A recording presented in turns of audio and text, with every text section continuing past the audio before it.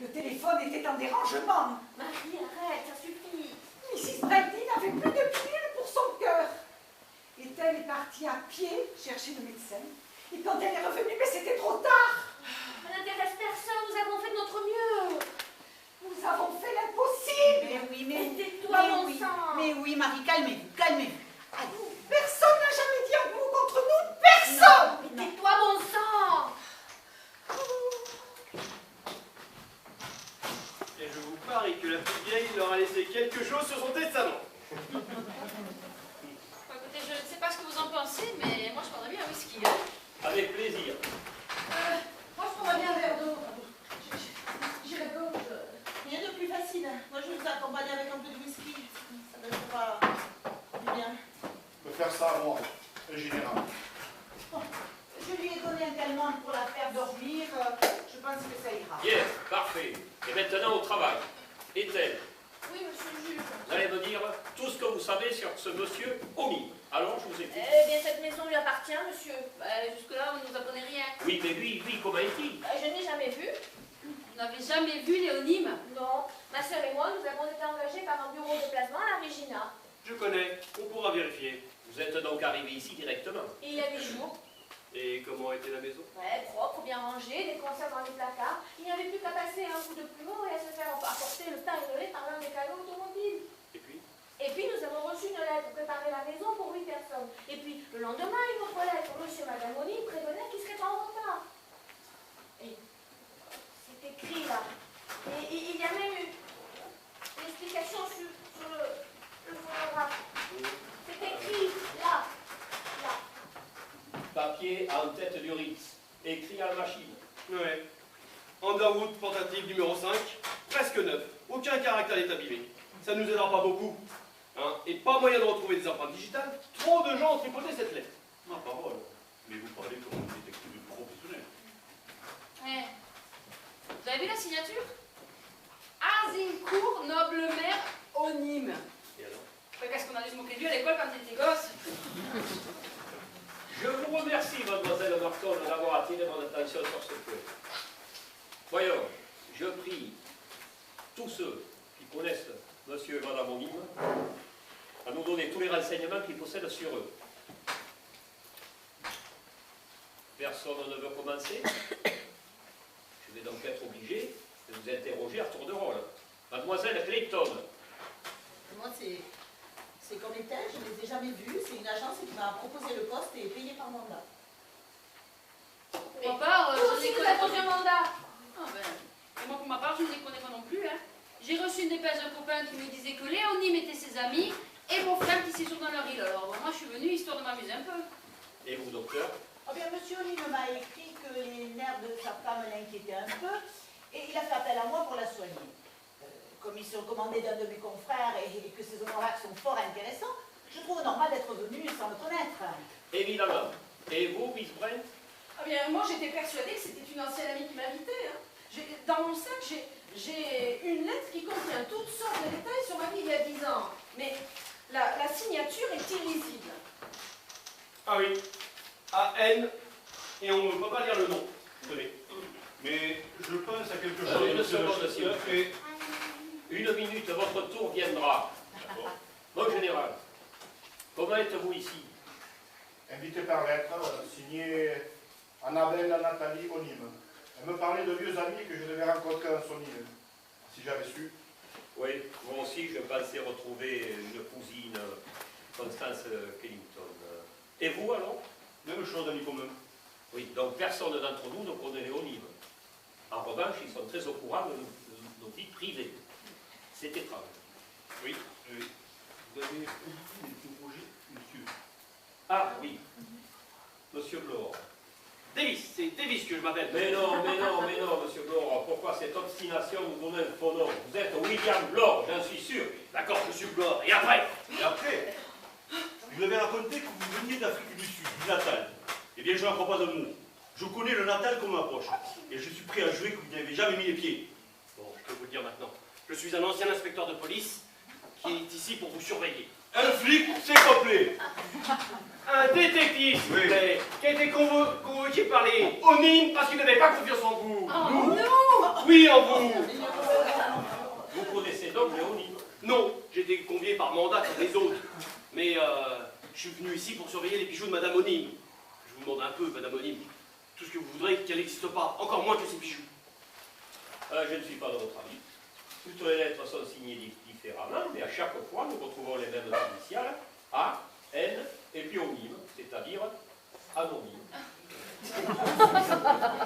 Coïncidence? Probablement pas.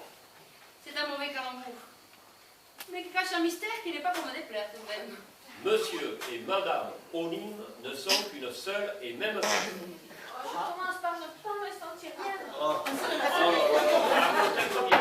Nous avons sans doute affaire à un fou qui est le suppôt de Satan. Nous, enfin, un fou dangereux, il s'est permis quand même de prendre des renseignements sur chacun d'entre nous. Et qui se permet de tenir des propos machiavéliques. Moi, j'ai rien fait.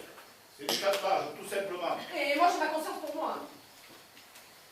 Mais ma soeur et moi n'avons rien fait, mais rien du tout, hein. Mais vous n'allez pas croire tous ces mensonges quand même. Mais ne vous en faites pas. Bon, écoutez-moi. Tu as tout inventé, c'est évident. Écoutez-moi, notre hôte, si j'en juge par mon propre cas, n'est pas aussi mal renseigné que ça. Il a prétendu que j'étais responsable de la mort d'Edward Seaton. Bien, tout dépend de ce qu'on appelle responsable. Hein. Une belle histoire. J'étais juge. Seaton était accusé de meurtre. Il se défendit avec la dernière énergie. Mais j'étais sûr de sa culpabilité. Je l'ai condamné à la peine capitale. Vous connaissiez l'accusé personnellement? Ah non, non. Il n'a pas l'air très convaincu. Johnny est complètement fou. Mais rudement bien informé, on dirait. Je proteste. Pendant la guerre, j'ai effectivement envoyé un léger officier pour une mission mortelle. Mais il n'était pas l'amant de ma femme. Vous croyez, n'est-ce pas?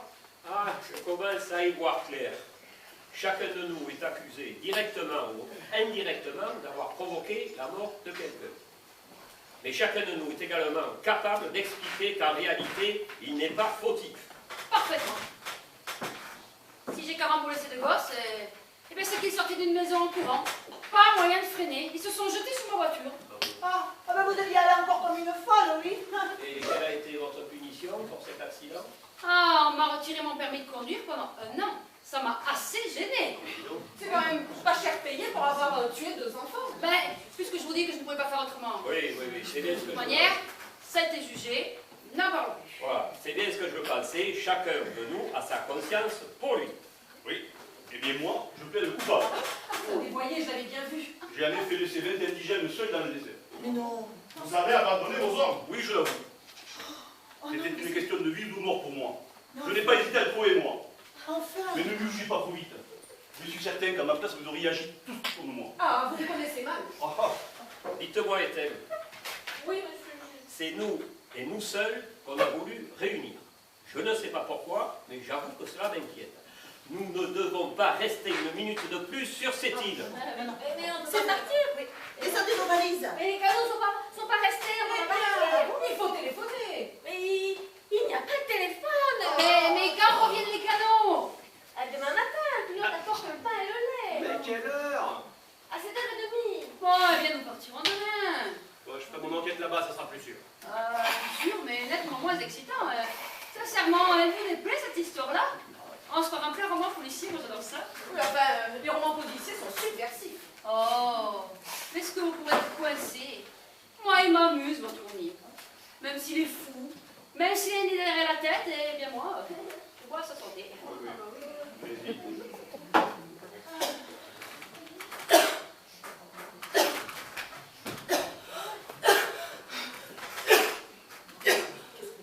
mettez-vous.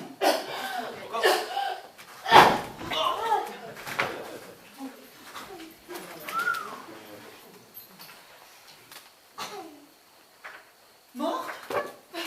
Elle buvait. Elle se serait étouffée. Non, on ne s'étouffe pas comme ça. Elle n'est pas morte d'une mort naturelle. Tu crois quelque chose dans son verre? Du cyanure.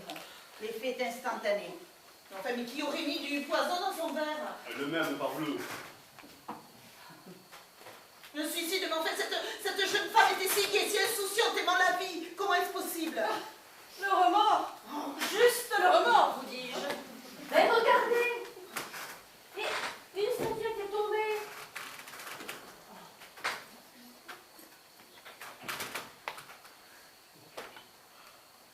charmante soirée.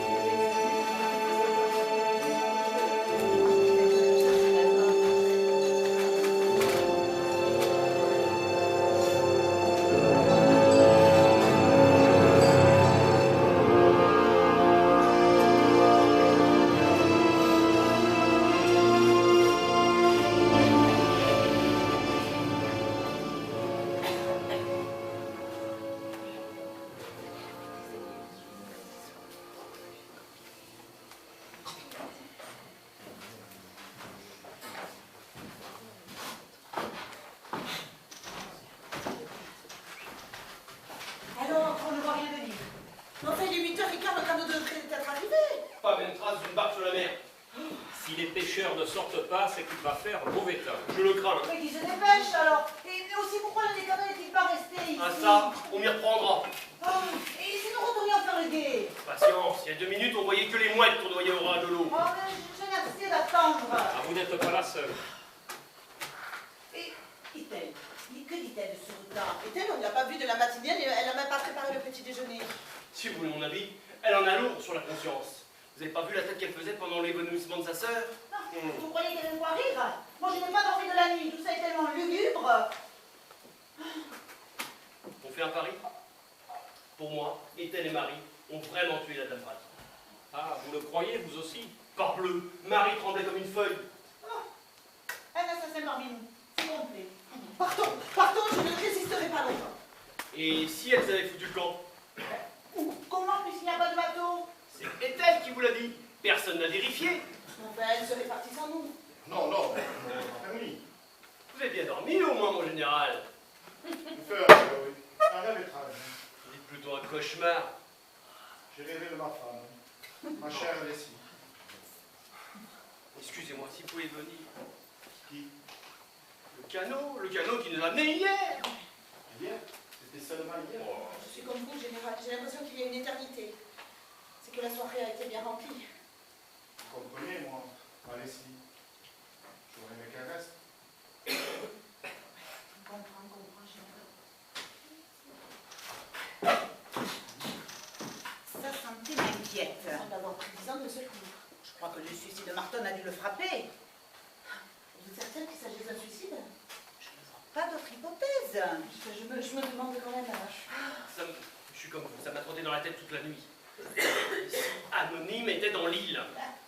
Nous en serions aperçus. Et vous pensez qu'il nous aurait prévenu peut-être? On aurait dû mettre le poison dans le verre de Marton. Ça dépend. Docteur!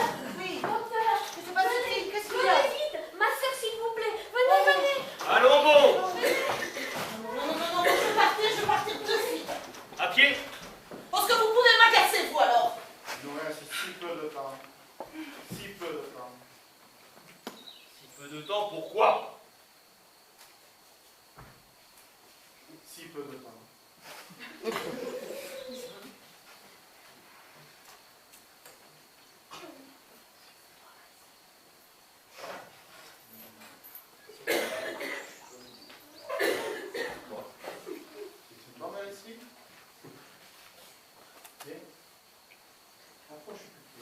m'avez demandé quelque chose, capitaine? Oui, mais bien, fais le moment, bien. Non, non, mais général, je suis Vera Clayton. Vous avez pris pour elle. Mais elle est morte, n'est-ce pas? Depuis longtemps? Je le croyais, effectivement. Mais maintenant, je sais qu'elle est ici, dans l'île. Bonjour tout le monde. Bonjour. Je suis en retard. J'ai dormi comme une souche. Le bateau nous attend, j'espère. C'est nous qui l'attendons, oui. Vous êtes le plus élégant que jamais. Oh.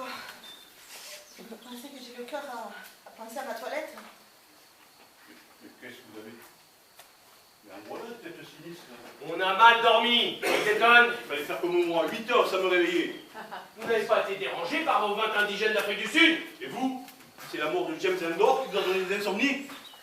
Cessez vos plaisanteries. Elles sont stupides. Ce n'est pas moi qui ai commencé. Bien sûr. Vous avez déjeuné? Parce que moi j'ai une faim. Ah non, mais Ethel n'a pas la tête à nous servir, je vous assure. Ah, Alors, si j'ai bien entendu, le service ne sera pas assuré par Ethel. Ah bien, c'est le bouquet. Bonjour, madame. Décidément, on ne nous aura rien épargné. Hein. Mademoiselle Brel, n'avait-il pas 9 petits nez? Demande-t-il pas un seul petit nez, c'est le fond? Oui, pourquoi? Il prétend qu'il y en a à voir 9. Eh bien oui.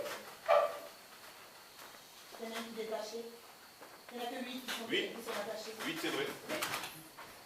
Mais comment cela se fait-il? Ah, docteur, vous arrivez à point, non, mais il y a une énigme à résoudre. Mais qu'avez-vous? Marie est morte. Comment ça? Comment ça, Marie est morte? Dans la nuit, elle croyait qu'elle dormait. Mais de quoi est-elle morte? Ah, mais c'est impossible, on est tout seul dans l'île. Je pense qu'elle a été empoisonnée, bon, pas avec un narcotique, parce que... Cyanure comme un marteau. Peut-être pas, même pas du cyanure.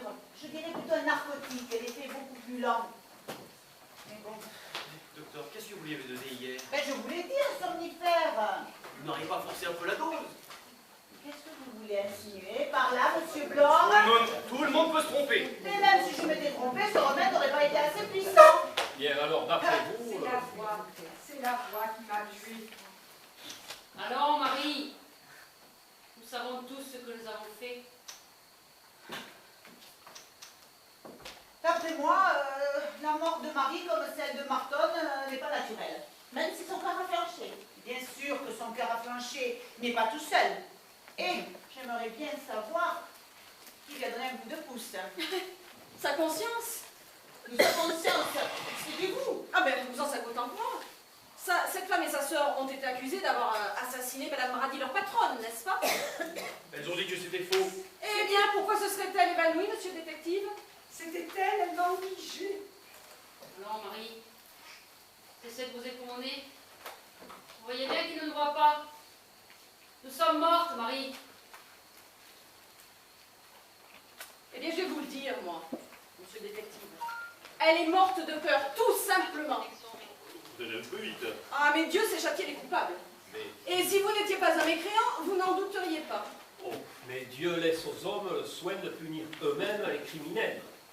Vous voulez dire que cette femme a été tuée par quelqu'un? Eh bien, je suppose. Mais en fait, qui aurait tué qui? Il faut chercher, il faut trouver. On va pas rester comme ça ici, les bras ballants, avec cette angoisse qui monte. On se calme, on se calme. Écoutez, c'est bien Ethel qui lui a monté à boire hier, n'est-ce pas? Mais oui, c'est ce qu'elle m'a dit. Nous y voilà. Vous ne comprenez donc pas? Elle a eu peur que sa sœur parle. Donc, toc, bois sa main cocotte, plus de danger qu'elle parle. C'est impossible, voyons, sa propre sœur.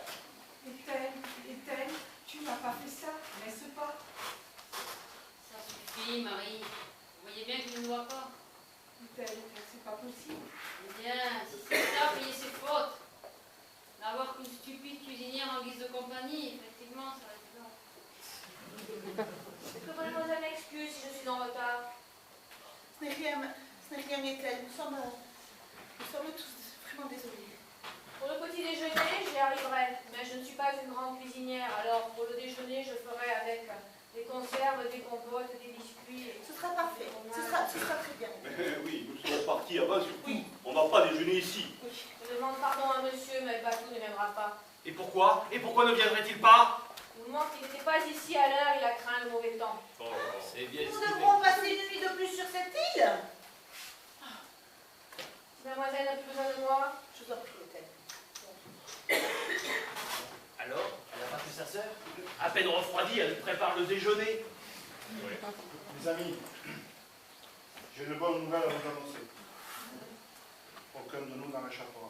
Mais qu'est-ce qu'on attend pour le bâillonner, celui-là? Mais un peu de respect, monsieur le détective. Le général est perturbé, manifestement. Il commence à m'énerver.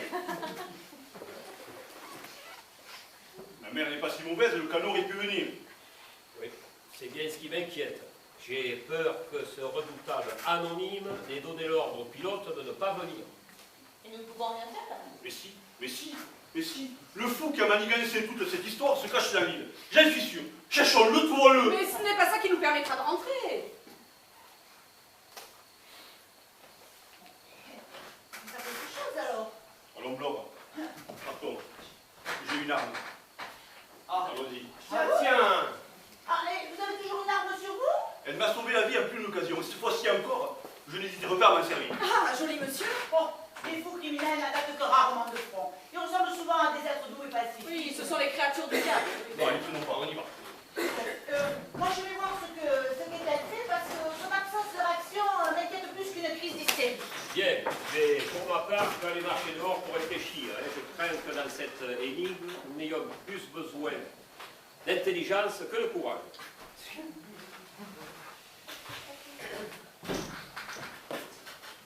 Vous n'avez pas vu mon écheveau de laine grise? Non. J'ai dû le laisser dans ma chambre. Voulez-vous que j'aille le chercher? Non. Je le trouverai plus facilement moi-même. Et puis, je n'aime pas qu'on fouille dans mes affaires.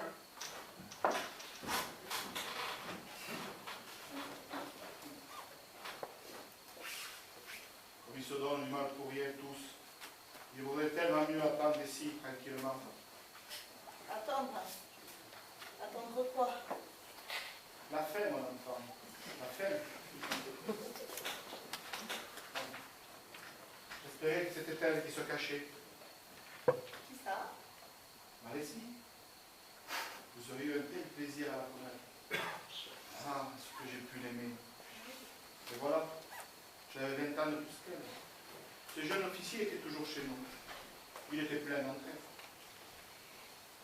Leslie et lui partageaient toutes sortes de choses, de la musique, des livres. Je les écoutais. Parce que ça peut être bête, un démarrage.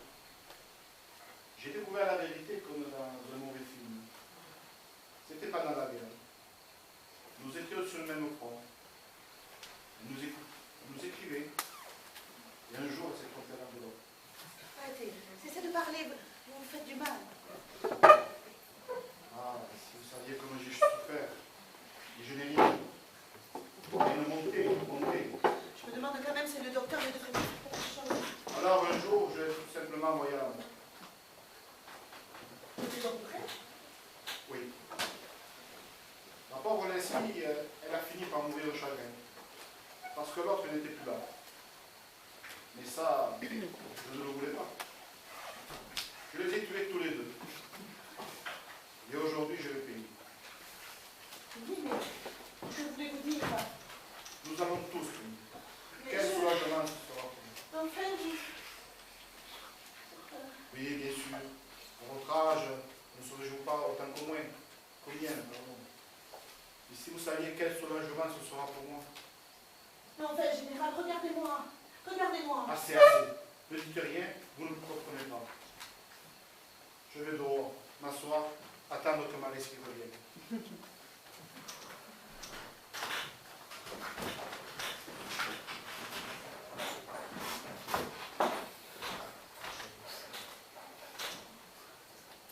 Vous avez l'air souffrante. Je pris inquiète, je crois le général très atteint. Oh, mais il faut le distraire. Ah oui? Oh. Alors, général, on regarde les petits oiseaux? On attend le joli bateau? Et mauvais caractère, en plus. Eh bien, tant pis pour lui. Il recevra comme les autres la punition pour ses péchés.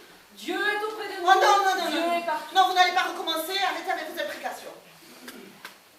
Mais il a quand même envoyé à la mort ce jeune officier, c'est honteux. Mais enfin, qu'en savez-vous? Eh bien, la voix nous l'a dit.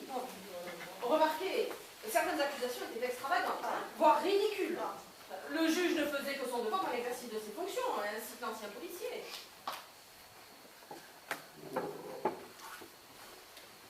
Et vous?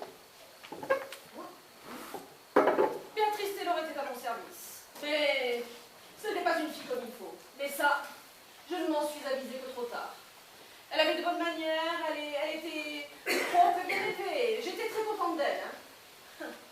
Mais tout ça n'était qu'hypocrisie.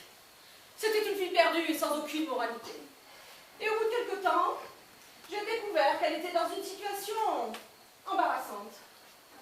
Qu'avez-vous fait? Eh bien, je l'ai sermonné d'importance.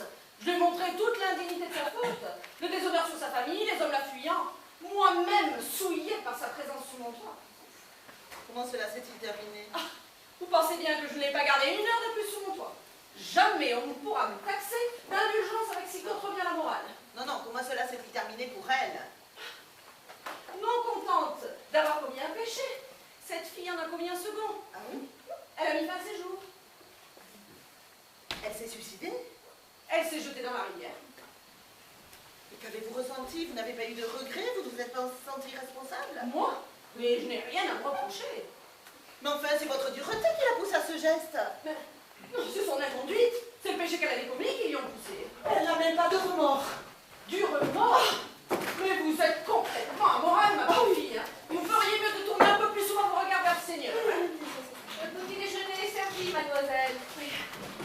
Rien, nulle part, pas de cachette possible. Personne en dehors de nous. Nous avons fouillé la maison et... Je m'excuse, mais tout va être froid. Oui, nous venons, Ethel, nous venons. À table, je me refais, moi. Ce n'est pas un jeune homme que nous arrangerons les choses. Ah, et le jeune purifie. On va être rudement impur alors. Monsieur le général. Général, voulez-moi, général? Voulez-vous que je vous aide?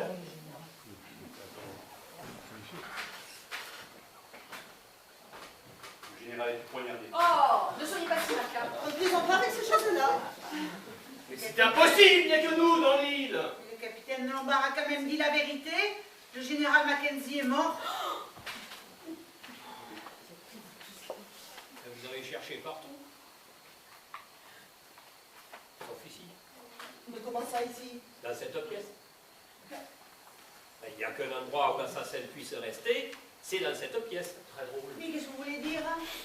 Que A, N, Onime, ne peut être que l'un de nous cinq. L'un d'entre nous. Capitaine, s'il vous plaît. Moi, je prépare un peu. Je vous suis, ma chère.